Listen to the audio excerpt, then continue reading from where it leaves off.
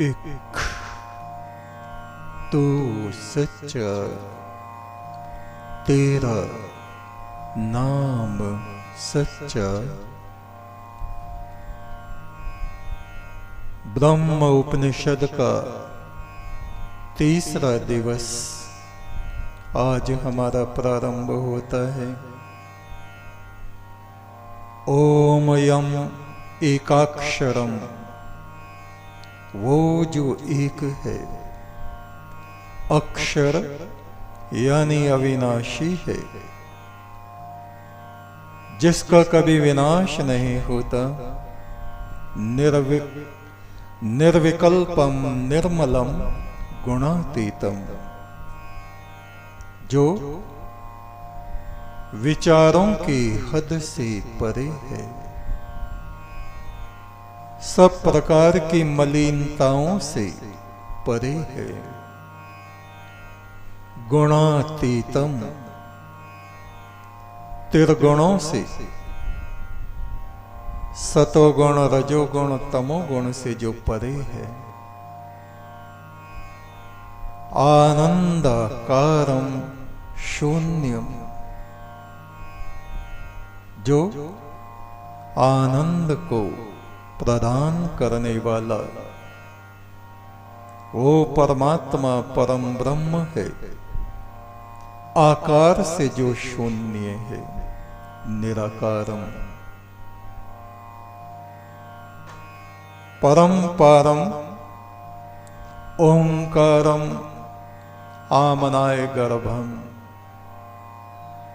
जो अपरंपार नाद रूप आमनाय गर्भम,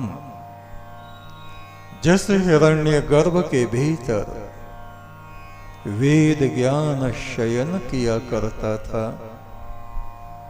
वदन्ति प्रलभम पुराणम तमीडे, उस प्राचीन पुराण पुरुष परमात्मा की मैं वंदना करता हूं, उसकी बारंबार स्तुति करता हूं। चिदानंदम सांद्राय शांताय तुभ्यम, हे आदिदेव, तू जो चैतन्य रूप है, चिदानंद रूप है, शांता कारम है। नमो विश्व कर्त्रे, इस संपूर्ण विश्व ब्रह्मांड का उत्पन्न करने वाला। च हर्त्रे च तुभ्यम, तू ही इसकी प्रलय करने वाला है। नमो विश्व कर्त्रे, इस विश्व की रचना करने वाले तुझ परम ब्रह्म को मैं नमन करता हूं, नमस्कार करता हूं। नमो अनंत लीलाय, अनेक अनेक प्रकार की तू लीला कर रहा है। तेरे आगे मैं नतमस्तक हूं। कैवल्य भासे, तू तो मोक्ष रूप है। तेरी रचना ये विश्व स्वप्न की तरह आभासित होती है, काल्पनिक जैसी लगती है। नमो विश्व बीजम, तो संपूर्ण विश्व का बीज है, जिससे जगत रूपी ये वृक्ष उत्पन्न होता है। तुझको नमस्कार है। प्रसीदे सूनो नमो विश्व बीजम, हे जगत सृष्टा, हे जगत के आधार, हे संसार के कारण रूप परमात्मा, तो मुझसे प्रसन्न हो, प्रसन्न हो।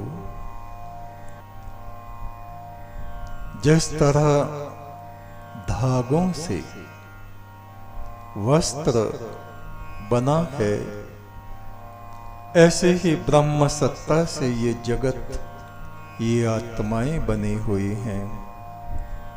सागर में जैसे जल ही जल भरा हुआ है, ऐसे ही इस शरीर में और मन में उस परम ब्रह्म का प्रकाश भरा हुआ है।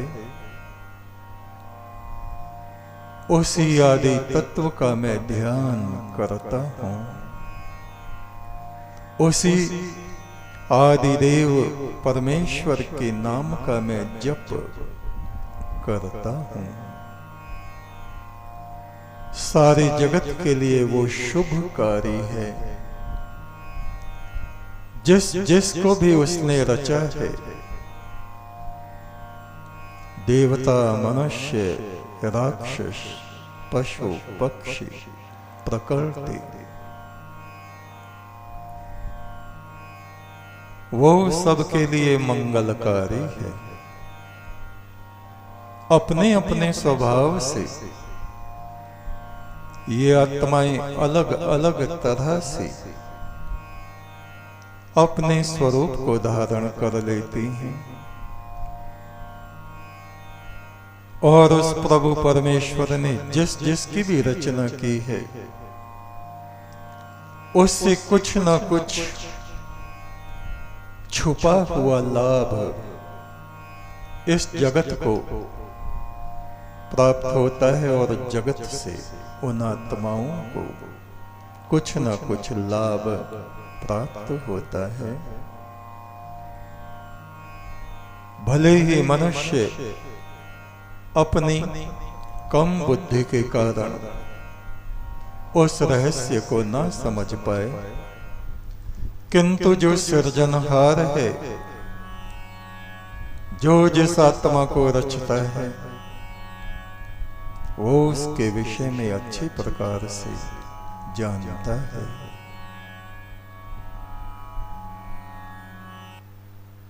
वो विराट पुरुष इस विश्व ब्रह्मांड को अपने हाथ में किसी खिलौने की तरह लिए हुए बैठा है। प्रसन्न मुख वो हमारी तरफ को देखता है।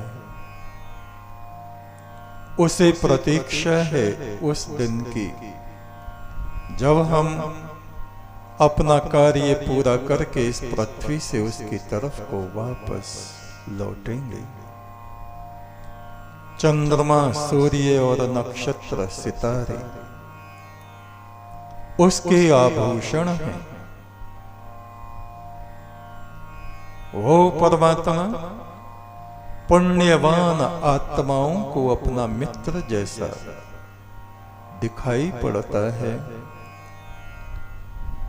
किंतु पापात्माओं को वो ही भयंकर, भयानक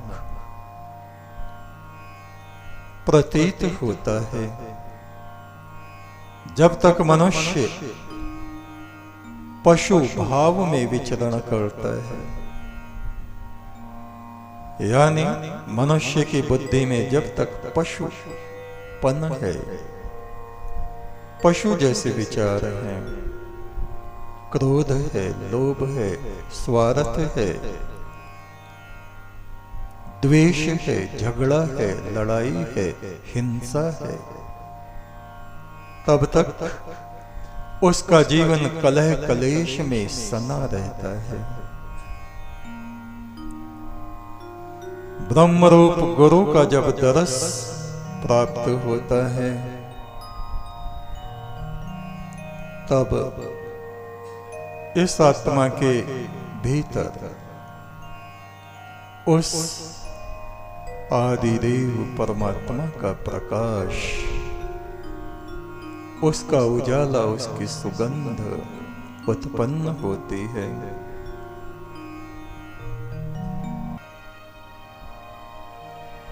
ब्रह्म उपनिषद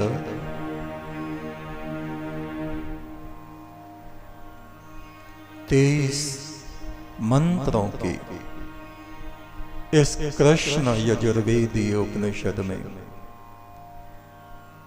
उस परम ब्रह्म का स्वरूप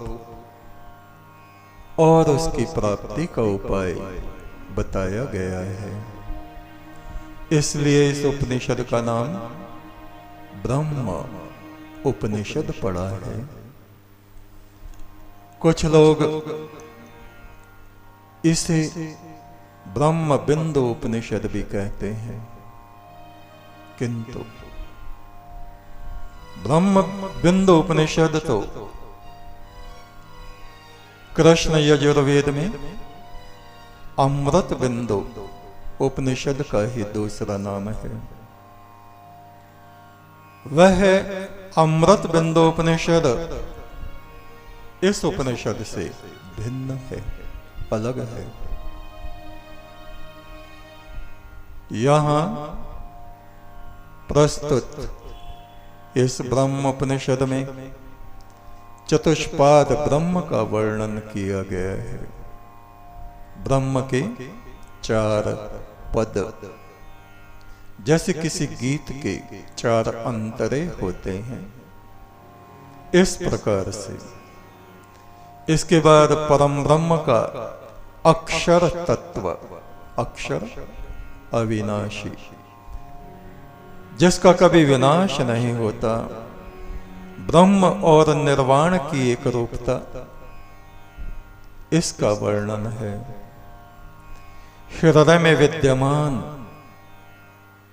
ये जो ब्रह्म है, इसका वर्णन है। देवगण, प्राण और ज्योति, ऐसे ब्रह्म के 3 स्वरूप, त्रिव्रत सूत्र का वर्णन। यज्ञोपवीत में जो 3 धागे होते हैं, सूत्र होते हैं, उन धागों का तात्विक रहस्य, शिखा, यज्ञोपवीत आदि का स्वरूप ज्ञान, जो परम ब्रह्म के मार्ग में जाने वाले साधक विद्यार्थी, उन विद्यार्थियों को ही ब्राह्मण कहा जाता है।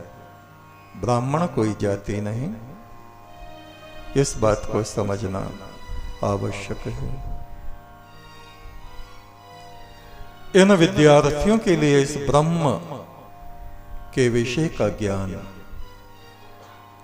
अति आवश्यक है।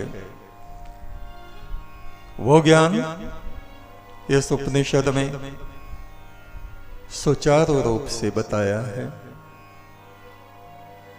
बाद में ब्रह्म प्राप्ति का उपाय, सत्य का आचरण, तप की भूमिका और उसकी महिमा का वर्णन इस उपनिषद में है। जैसे दूध से घृत निकाला जाता है, मक्खन निकाला जाता है, दूध और घृत एक जगह मिला रहता है, ठीक ऐसे ही इस शरीर में आत्मा शरीर से मिली रहती है और आत्मा में वो परम ब्रह्म उसी प्रकार से मिला रहता है जैसे दूध में घृत का मिश्रण भरा रहता है। ठीक ऐसे ही आत्मा और ब्रह्म की एकता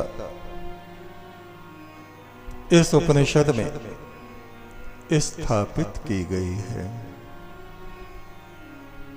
ब्रह्म की व्यापकता, सर्वसत्ता, उसकी अनुभूति करने वाला साधक स्वयं ब्रह्म रूप हो जाता है। यानी जब तक ये जीवात्मा ब्रह्म स्वरूप को धारण नहीं कर लेता, तब तक ये उस ब्रह्म तत्व को जान नहीं सकता। आम का वृक्ष है, उस पे आम के फल लगे हैं, जब तक वे कच्चे हैं खट्टे खट्टे मालूम होते हैं, और जब पक जाते हैं तो उनमें मृदुता मिठास, स्वाद, सुंदरता, कोमलता, ये सब बातें प्रकट होने लगती हैं। ऐसे ही एक साधक में जब ये ब्रह्म भाव पकने लगता है, विद्यार्थी सुनते भी हैं, समझते भी हैं, किंतु बिना साधना के, बिना आचरण में लाए, बिना तपश्चर्या के उस ब्रह्म का स्वाद, उसकी अनुभूति, उसकी सुगंध, उसकी मिठास किसी को भी अनुभव नहीं होती।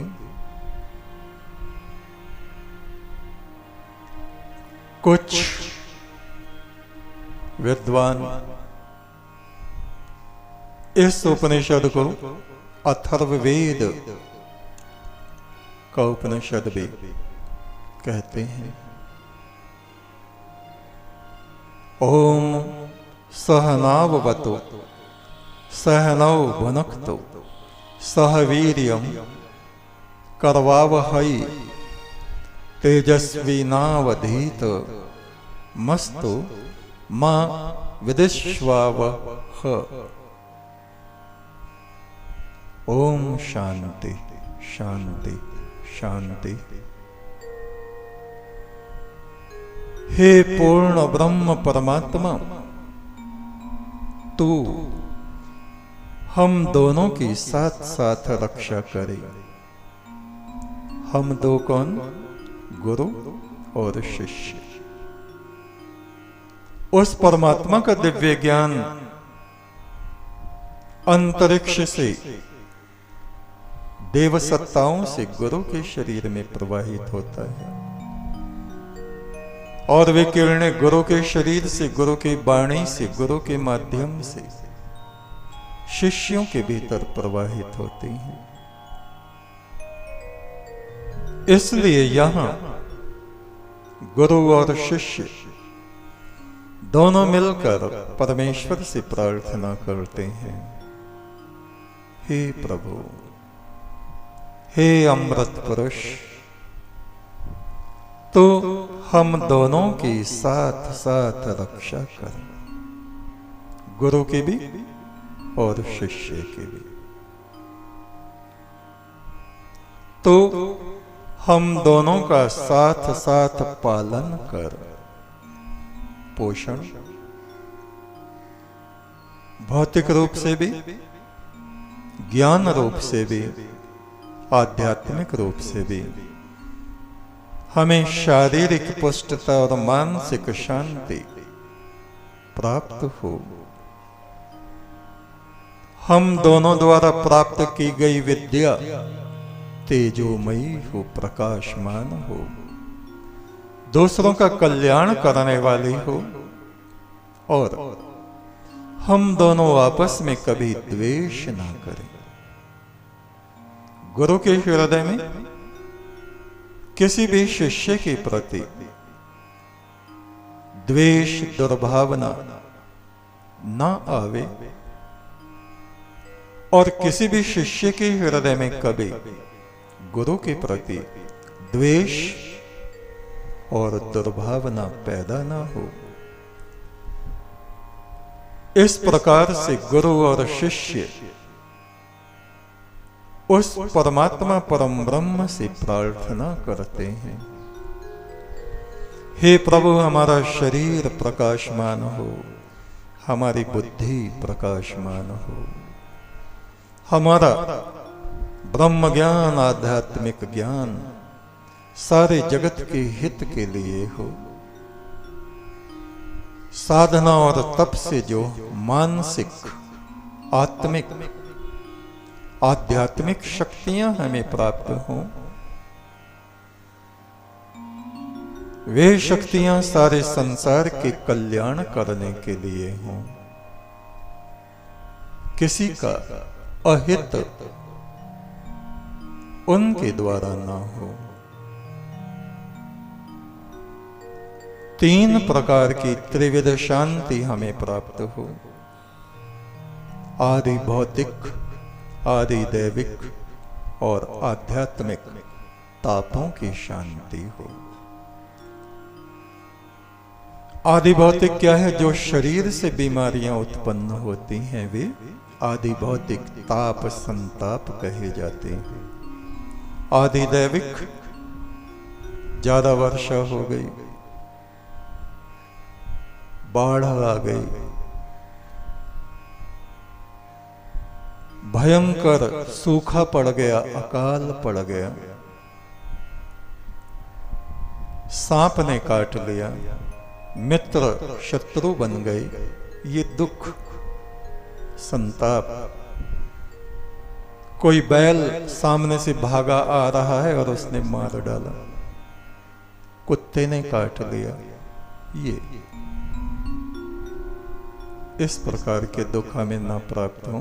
और आध्यात्मिक मानसिक आध्यात्मिक ईश्वरीय शांति हमें हमेशा हमेशा हमारी आत्मा में बनी रहे। अथास्य पुरुषस्य चत्वारे स्थानानि भवन्ति नाभिर हृदयं कंठं मूर्धेति तत्र चतुष्पादं ब्रह्म विभाति जागृतं स्वप्नं सुषुप्तं तुर्यमिति जागृते ब्रह्म स्वप्ने विष्णु सुसुप्तौ रुद्र स्तुर्यम् अक्षरम स आदित्यो विष्णुश्च शीर्श्च स्वयं मनस्कं श्रोत्रं पाणि पादं ज्योतिर्विरतम। इस मनुष्य शरीर में यहां ऋषि कह रहे हैं हमारे मानस देह में 4 विशिष्ट स्थान हैं जिनमें आत्मा की अलग अलग अवस्थाएं हैं। कंठ और ब्रह्मरंध्र, कंठ और ब्रह्मरंध्र पीछे ये स्थान है हृदय, नाभि,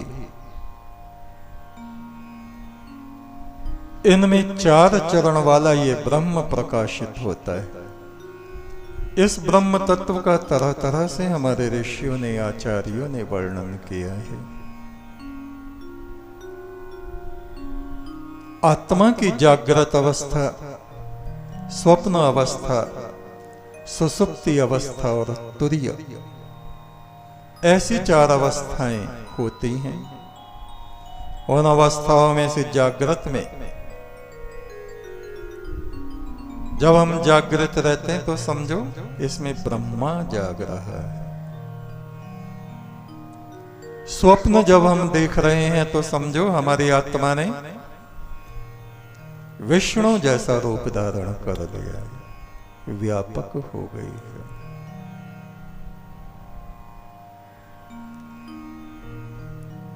सुसुप्त अवस्था, जब गहरी नींद है, रुद्र के रूप में ये आत्मा विश्राम करती है। चौथी अवस्था तुरीय अवस्था, अक्षर अर्थात केवल परमात्मा के रूप में ये आत्मा प्रकाशमान जहां हो रही है वो अवस्था। ये आत्मा स्वयं तो मन इंद्रियों हाथ पैर आदि से रहित है, वह ज्योति स्वरूप ही है। ऐसा सर्वविदित है, हम सब जानते हैं। किंतु ये हाथ पैर, आंखें, कान, जिह्वा, वाणी इस आत्मा के उपकरण जैसे हैं, ये आत्मा इन इंद्रियों के द्वारा, इस शरीर के द्वारा कार्य करती रहती है। यत्र लोका न लोका, न देवा न देवा, वेदा न वेदा, यज्ञा न यज्ञ, माता न माता, पिता न पिता, स्नुषा न स्नुषा, चांडालो न चांडालः, पौस्कसो न पौस्कसो, श्रमणो न श्रमण, स्तापसो न तापस, एकमेव तत्परम ब्रह्म विभाति निर्वाणम। कितना सुंदर वर्णन इसमें किया है, आप ध्यान दीजिए। इस आत्मा में ना कोई ब्राह्मण होता है, ना कोई चांडाल होता है। सर्वत्र वो परम ब्रह्म ही प्रकाशमान हो रहा है। न लोक लोक है, ये ब्रह्म ही है। ये देवगण देवगण नहीं, ये ब्रह्म का ही रूप है। ये मनुष्य मनुष्य नहीं, ये ब्रह्म ही है। ये माता माता नहीं, ये ब्रह्म का ही रूप है। ये वेद वेद नहीं, ये ब्रह्म का ही रूप है। ये यज्ञ यजन पूजन, यज्ञ पूजन नहीं, ये ब्रह्म का ही रूप है। ये पिता पिता नहीं, ब्रह्म का ही स्वरूप है। ये सन्यासी सन्यासी के रूप में नहीं, ब्रह्म के रूप में ही हमारे सामने है। इन सब में एक ही सत्ता विचरण कर रही है। वो परम ब्रह्म निर्वाण रूप अदृश्य मोक्ष स्वरूप है। क्लेश और कल्पना से परे है।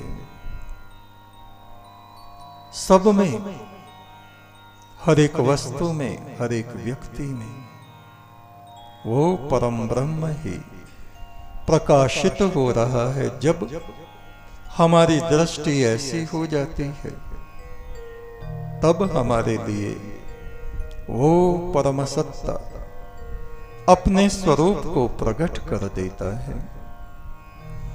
न तत्र देवा ऋषयः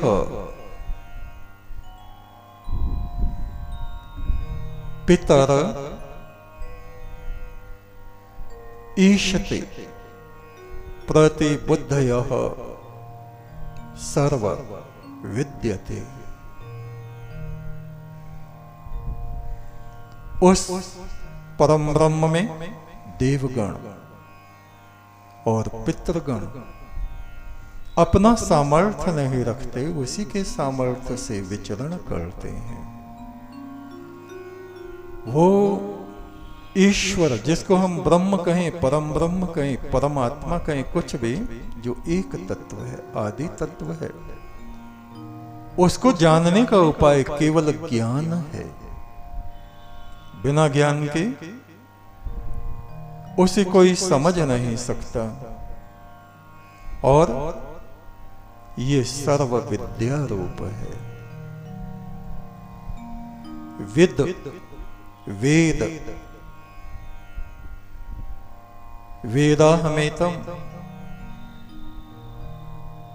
पहले उसके बारे में सुनना, फिर समझना, फिर साधना और तप के द्वारा उसको जानना, अनुभूति करना, ये सब अलग अलग स्थिति है। वेदाहमेतम पुरुषम महांतम, एक तो ये कि हमने सुना और सुन के स्वीकार कर लिया, सितारों से परे कोई महाप्रकाश है। सितारों तक भी हम पहुंचे नहीं, किंतु विश्वास से हमने माना। एक ये स्थिति, वेदाहमेतम पुरुषम महांतम। एक ये है कि हमारी आत्मा इस शरीर से निकली और तारामंडल में गई और उससे परे गई, और वहां उस ब्रह्म ज्योति को देखा, स्पर्श किया, उसको समझ लिया, उसको जान लिया। ये अवस्था है साधना के पश्चात, तप के पश्चात। वेदाहमेतं पुरुषं महांतम आदित्य वर्णम तमसः परस्तात्। मैंने उस महानतम पुरुष ब्रह्म को जान लिया है, देख लिया है। सुगंधिम पति वेदनम, मैंने उस परम पुरुष को अपने स्वामी, अपने कर्तार, अपना सर्वस्व के रूप में उसे जान लिया है। तत्सवितुर वरेण्यम, मैंने उसको वर्ण कर लिया है। जैसे कोई युवती किसी नवयुवक को अपने पति के रूप में वर्ण करती है। वेदाहमेतं पुरुषं महांतम तत्पुरुषाय विद्महे, ये सब एक ही बात है। तत्पुरुष वो पुरुष ब्रह्म, विद्महे जो पहले से ही विद्यमान है। जब तक हम उसका वर्णन भी नहीं कर रहे और वो विद्यमान है, उसको अपनाना, उसको स्वीकार करना, उसको वर्ण करना, उससे इस आत्मा के संबंध को जोड़ना, यह है विद्महे।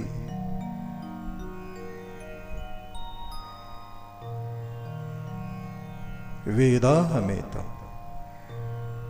और ये गुरु के मुख से सुनना, फिर समझना, फिर मनन करना, फिर उस ज्ञान पर आसीन हो जाना, फिर साधना में लगना, फिर योग बल से उस परम ज्योति का स्पर्श करना, तब एक साधक की यात्रा पूरी होती है। हृदयस्था देवता सर्वहृद प्राण प्रतिष्ठा, हृदय प्राणश्च ज्योतिश्च त्रिव्रतसूत्रम तद्विदुदु। हृदय चैतन्य तिष्ठति, सभी प्राणियों के हृदय में सभी देवता रहते हैं। इंद्री द्वार झरोखे नाना, तह तह सुर बैठे कर थाना। हृदय में ही ये प्राण जो हमारा सांस है, जिसके द्वारा हमारे शरीर में कण कण प्रकाशमान रहता है, ये प्राण स्थित है। हृदय में ही प्राण और ज्योति है। इस तीन रूप से परमात्मा इस शरीर में निवास करता है। ऐसा जो सूचित करता है वो तीन तंतुओं वाला यज्ञोपवीत जनेऊ जो पहनते थे ब्रह्मचारी गण, क्या हृदय में प्राण है, हृदय में ज्योति है, और हृदय में ही समस्त देवगण निवास करते हैं। तीन बातें, तीन सूत्र।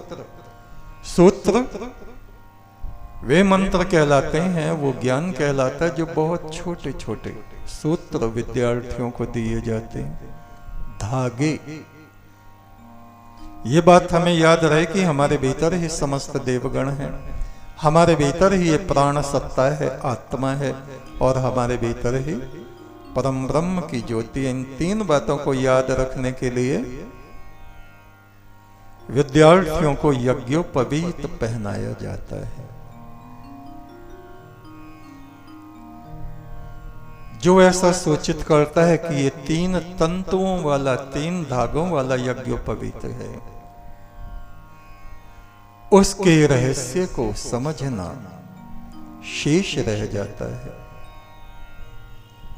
कि वो परमात्मा चैतन्यता, चेतना के रूप में हृदय में, हमारे भीतर, हमारी आत्मा में निवास करता है। यज्ञोपवीतम परमं पवित्रम प्रजा पतिर्यत सहजम पुरस्तात आयुष्य अग्रयम प्रतिमंच शुभ्रम यज्ञोपवीतम बलमस्तु तेजः। हृदय में स्थित आत्मा उसको सूचित करता है ये यज्ञोपवीत, क्योंकि वो हमारे हृदय से लगा रहता है। ये 3 धागे, ये यज्ञोपवीत परम पवित्र है। वह प्रजापति के साथ पहले से ही उत्पन्न हो गया है। ज्ञान सूत्र ये आयुष्य को देने वाला है। ऐसा समझकर तुम उत्तम और उज्जवल यज्ञोपवीत धारण करो। वह यज्ञोपवीत तुम्हें बल देने वाला और तेज देने वाला हो। ये विद्यार्थियों के लिए है। इससे आगे जब ब्रह्मचर्य आश्रम पूरा हो जाता है, गृहस्थ पूरा हो जाता है, वानप्रस्थ पूरा हो जाता है, फिर आता है सन्यास। सन्यासियों के लिए क्या कहा है? सशिखम वपनम कृत्वा बहिर् सूत्रे त्यजेद बुद्धः यदक्षरम परमं ब्रह्म तत् सूत्रमेति धारयेत। जब सन्यास की दीक्षा दी जाती है तो उस व्यक्ति को कहा जाता है अब तुम्हें न शिखा की आवश्यकता है चोटी रखने की और न यज्ञोपवीत की। अब तुम सन्यासी हो रहे हो। अपनी आत्मा का न्यास उस परम ब्रह्म में कर दो। केवल एक ही बात को तुम्हें ध्यान में रखना है। बाह्य क्रियाओं से कोई तुमको लेना देना नहीं। इस उपवीत को छोड़ दो। ये जो बाहर का है, सन्यास दीक्षा में यज्ञोपवीत निकाल देते हैं, शिखा भी, पूरा मुंडन कर देते हैं, उसमें कुछ नहीं। उसको आचार्य केवल ये शिक्षा देता है, एक ही सूत्र है, वो परम ब्रह्म। उसका ध्यान, उसका कथन, उसका चिंतन, यह एकाक्षरम, वो एक है। वो अक्षर ब्रह्म है। अक्षर माने हरफ नहीं, शब्द नहीं, जिसका कभी विनाश नहीं होता। तुम एक सूत्र को, उस एक धागे को, ज्ञान का एक धागा अपनी अंतरात्मा में, अपनी बुद्धि में धारण कर लो। यम एकाक्षरम निर्मलम निर्विकल्पम गुणातीतम। वो परमात्मा अक्षर अविनाशी है, सब अशुद्धियों से परे है, निर्विकल्पम कल्पनाओं से परे है, गुणातीतम गुण अवगुण से रहित है, आनंदम आकारम शून्यम। जितने आकार हमें दिखाई दे रहे हैं ये सब परिवर्तित हो जाते हैं। अपरिवर्तनीय, जो कभी परिवर्तित नहीं होता, वो केवल वो ही है। परम अपरंपारम ओंकारम आमनाय गर्भम। वो अपरंपार नाद स्वरूप ओंकार रूप, आमनाय गर्भम, उसके गर्भ में समस्त वेद हैं, ज्ञान है, दिव्य ज्ञान है, ब्रह्म ज्ञान है। उसी का तुम ध्यान करो। वदन्ते प्रगल्भम पुराणम तमीडे, उसकी स्तुति में लगे रहो। बाहर भी वही है, भीतर भी वही है। ये केवल एक सूत्र सन्यासी को दिया जाता है।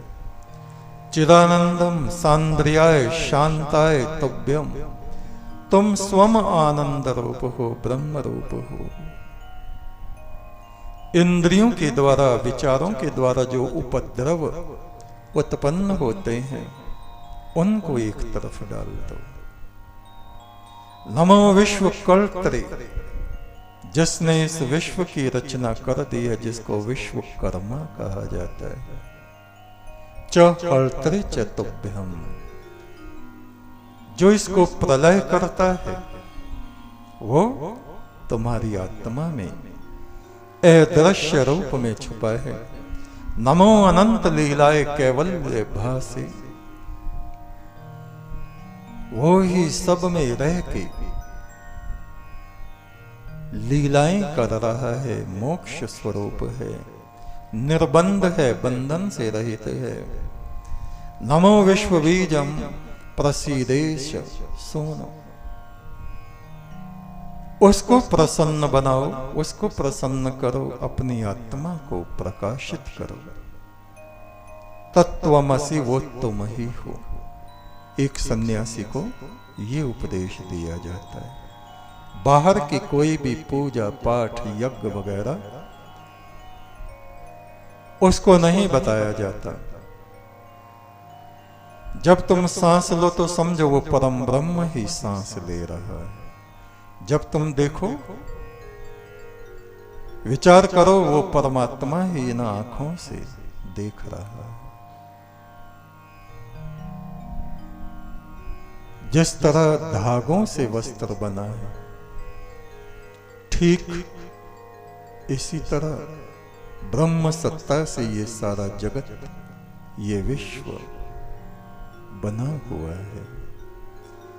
सागर में जैसे जल ही जल भरा हुआ है, ऐसे ही इस तन में, इस मन में, इस आत्मा में, सृष्टि के कण कण में उस परम ब्रह्म का प्रकाश भरा हुआ है।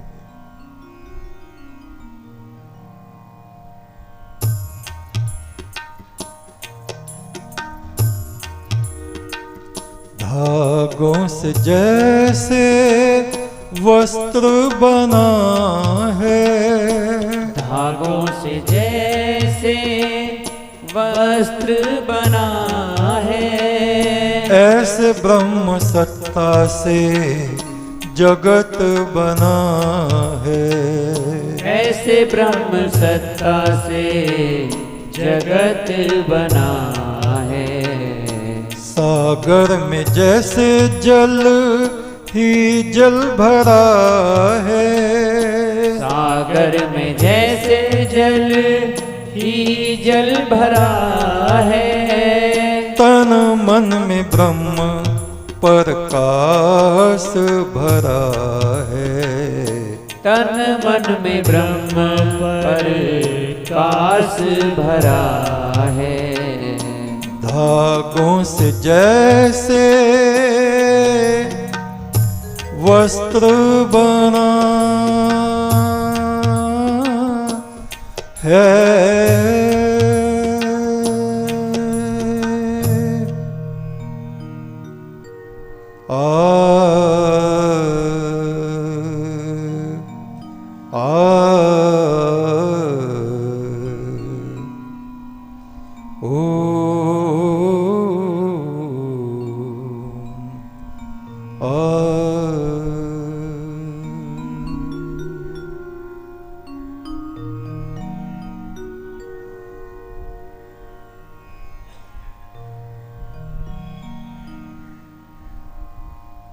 महाराष्ट्र बॉम्बे से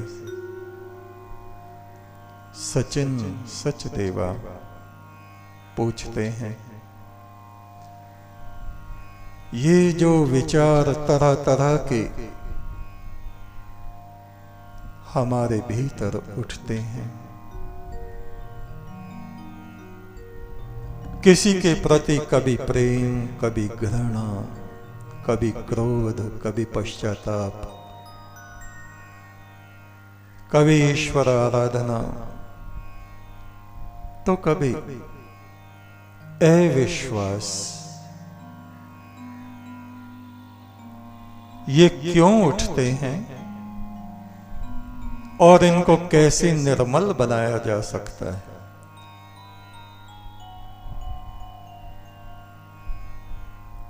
इनके कुप्रभाव से कैसे बचा जा सकता है। मनुष्य का हृदय समुद्र जैसा है और उसमें से लहर पटार उठती रहती हैं। समुद्र के ऊपर ऊपर कूड़ा कबाड़ तैरता रहता है। समुद्र के निकट जाके देखो, दुर्गंध भी उसमें से उठती रहती है, क्योंकि तमाम तरह का स्वच्छ और गंदा पानी उसमें आके मिल जाता है। ऐसे ही मनुष्य का मन है। जहां हम जन्म लेते हैं, जिस घर में, बचपन से जिन लोगों को हम अपने आसपास देखते हैं, उनका आपस में व्यवहार, प्रेम, कलह, लड़ाई, झगड़ा, खाना पीना, क्रोध, उन जैसा ही प्रभाव हमारे मस्तिष्क पे, मन पे पड़ता है। फिर एक बच्चा जब बड़ा होता है, स्कूल में जाता है, कुछ विद्यार्थी उसको भयभीत करते हैं, उसको भय लगता है।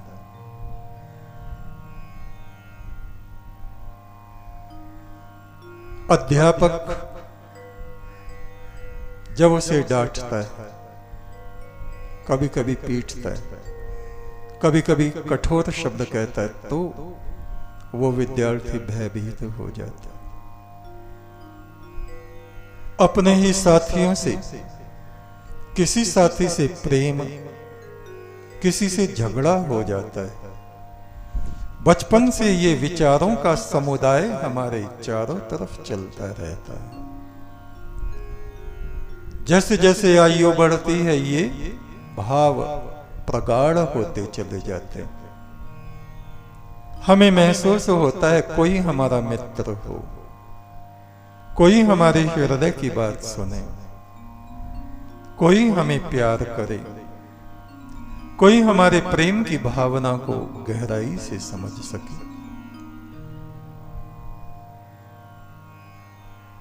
ये चिंतन बढ़ता जाता है, बढ़ता जाता है। और कभी कभी ऐसे मित्र हमें मिलते भी हैं और फिर उनसे अचानक घृणा पैदा हो जाती है। क्यों? क्योंकि उनके दुष्कृत्य हमारे सामने जब आते हैं, तो वो हमारा प्रेम नष्ट हो जाता है, टूट जाता है। असल में हमारा मन एक उच्च कल्पना में उड़ान भरता रहता है। मनुष्य को ऐसा होना चाहिए, मेरे मित्र को विष्णु जैसा होना चाहिए, मेरे मित्र को शिव जैसा सत्यवादी होना चाहिए, परोपकारी होना चाहिए। होता है उसके विपरीत। स्त्रियां सोचती हैं मेरे पति को प्रभु राम जैसा होना चाहिए। होता है उसके विपरीत। कोई समझता है मेरी पत्नी को सती सावित्री जैसा होना चाहिए। होता है उसके विपरीत। हमारी अपेक्षाएं, उम्मीदें इतनी अधिक होती हैं कि हम अपने विचारों के बवंडर में, विचारों की आंधी में जीवन भर त्रस्त बने रहते हैं। क्यों? क्योंकि हम दूसरों से अपेक्षाएं रखते हैं। स्वयं अपने आप को हमें देखना चाहिए। अपने आप को हमें संसार के प्रति सज्ज करना चाहिए, समर्पित करना चाहिए, सुसज्जित करना चाहिए दूसरों के लिए, कि हम दूसरों को कितना प्रेम कर सकते हैं, दूसरों का हम कितना सम्मान कर सकते हैं। उसके लिए हमें स्वयं को तैयार करना होता है। दूसरों की हम कितनी सेवा कर सकते हैं, दूसरों की आत्मा को हम कितना महसूस कर सकते हैं।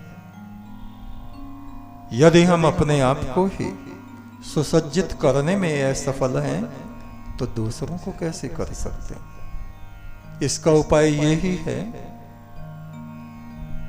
इन आंधियों से निकलने का एक ही उपाय है, अपने आप को सुसज्जित करें, अपने विचारों को सुसज्जित करें, अपनी भावनाओं को सुसज्जित करें और ये समझ के रखें, सभी मनुष्यों में अमृत भी है और विष भी है, प्रेम भी है और बैर भी है, स्वार्थ भी है और परमार्थ भी है। 100% न उनमें प्रेम है, 100% न उनमें बैर है, 100% न उनमें अमृत है, 100% न उनमें विष है। आधी मात्रा में विष है, आधी मात्रा में अमृत है। उससे सामंजस्य हर एक व्यक्ति अपने जीवन में जीवन भर करता रहता है। अपने ध्यान को ब्रह्म ध्यान हम बनाएं, अपनी वाणी को ब्रह्म वाणी हम बनाएं, अपने व्यवहार को ब्रह्म व्यवहार हम बनाएं। मान लीजिए परमात्मा किसी रूप में हमारे सम्मुख खड़ा हो जाए, हमारे साथ रहने लगे, तो उससे हम किस तरह का व्यवहार करेंगे। तो अपने सामने खड़े हुए मनुष्यों से, रहने वाले मनुष्यों से जब हम ब्रह्म स्वरूप व्यवहार करने लगेंगे तो ये हमारी समस्याएं धीरे धीरे धीरे तिरोहित होती चली जाएंगी। आज बस इतना ही। शुभमस्तु। इक तू सच्चा, तेरा नाम सच्चा।